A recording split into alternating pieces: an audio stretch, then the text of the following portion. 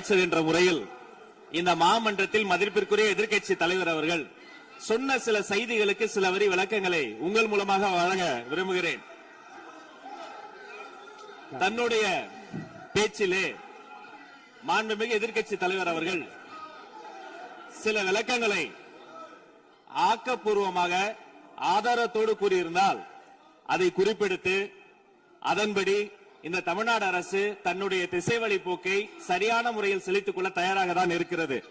நான் முதல்வன் திட்டத்தை முடக்குவதற்கோ மாற்றுவதற்கோ எங்களுக்கு எந்த திட்டமும் இல்லை. ஆனால் சில விஷயங்களை தெளிவுபடுத்த வேண்டும்.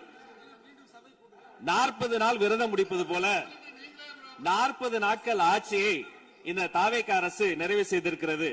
இந்த 40 நாட்களும் பார்த்து விட்டேன், ஏமாற்றம் மட்டும்தான் மிச்சம் என்று அவர் சொன்னார்.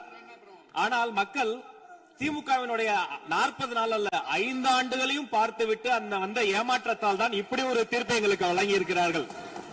ஆளுநர் மகிழ்ச்சி, அமைச்சர்கள் மகிழ்ச்சி, ஆளுநர் மகிழ்ச்சி என்றெல்லாம் சொன்னார்.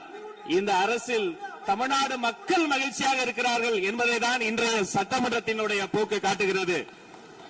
நான் முதல்வன் திட்டத்தை பொறுத்தவரை தமிழ்நாடு முழுக்க இருக்கக்கூடியவர்களை நான் முதல்வன் என சொல்ல வைத்துவிட்டு ஒரே ஒரு குடும்பத்தில் மட்டும் முதல்வர்கள் வந்து கொண்டிருக்கின்ற போக்கை மாற்றுவதற்காக தான் இப்படி ஒரு சட்டமன்றம் அமைந்திருக்கிறது.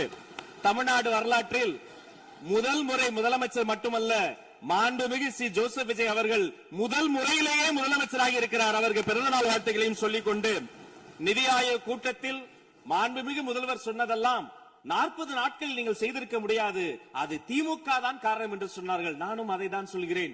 இன்று அவர் சொன்ன சட்டம் ஒழுங்கு, போதை பொருள் எல்லா பிரச்சனைக்கும் 5 ஆண்டு காலமாக அவர்கள் செய்த திமுக ஆட்சி தான் காரணமாக இருக்க முடியும் என்பதையும் சுட்டிக்காட்டிக் கொள்கிறேன்.